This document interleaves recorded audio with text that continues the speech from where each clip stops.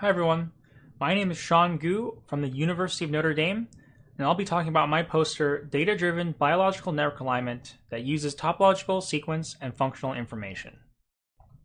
As I'm sure we're all aware, understanding the functions of human proteins is important.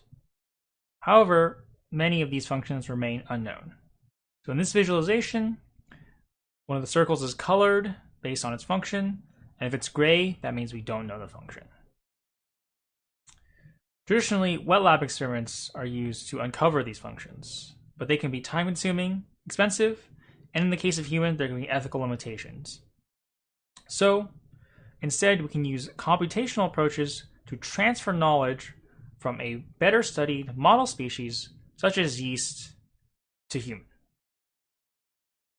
Traditionally, this is done through protein sequence alignment. However, there are still limitations. Many proteins that are sequence similar may not perform the same function, and many proteins that are sequence dissimilar can still perform the same function. And this may be happening because sequence alignment studies each protein in isolation. We know that proteins interact with each other to carry out cellular functions.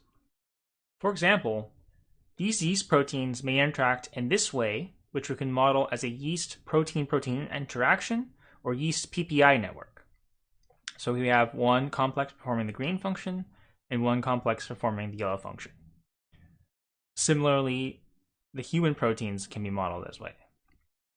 So then we can use what is known as network alignment to find similar network regions and then transfer knowledge across those, analogous to sequence alignment.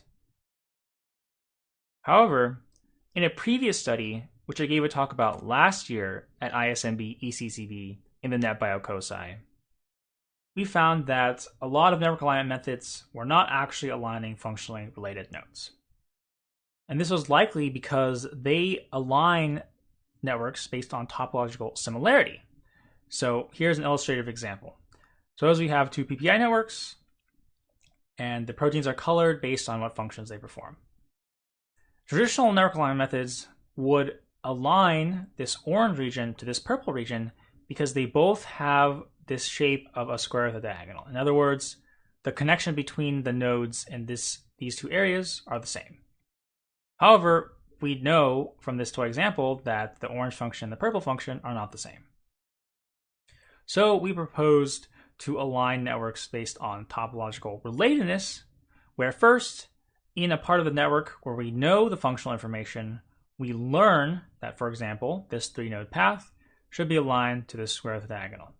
And this square with a diagonal should be aligned to this square.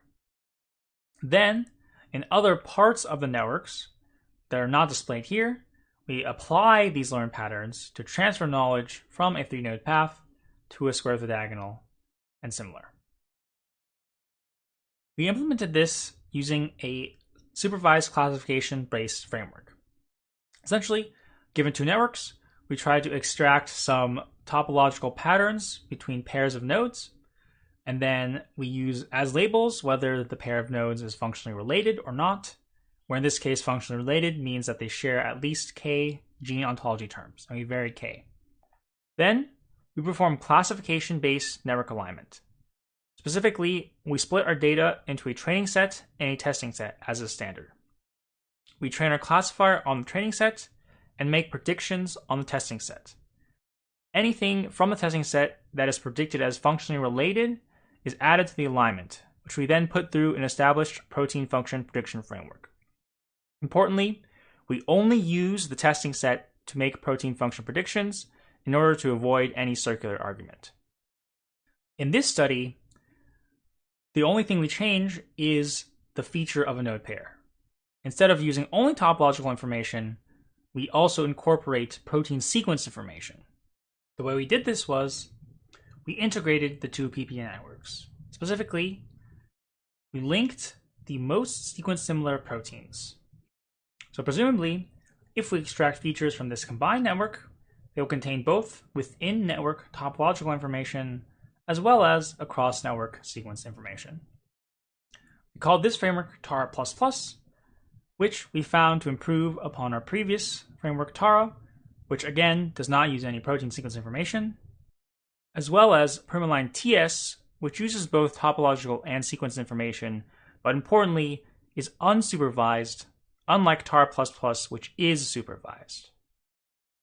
With that, I'd like to point you all towards the papers associated with the tar and tar++ studies, and of course acknowledge the funding in our research group, and then let you all know of a couple of other presentations at this conference by other members of our group. Thank you.